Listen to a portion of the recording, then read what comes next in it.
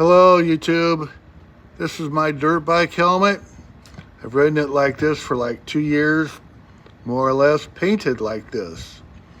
I decided it's time for a paint job, so I've got tape on this to protect some things, and this is a before, in the before and after pictures.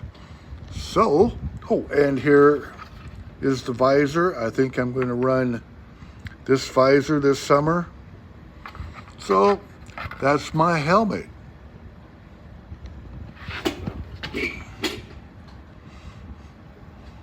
Just some different effects up here.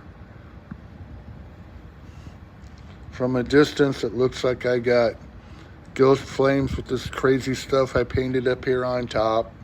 But that's all going away. Protective tape before I sand it.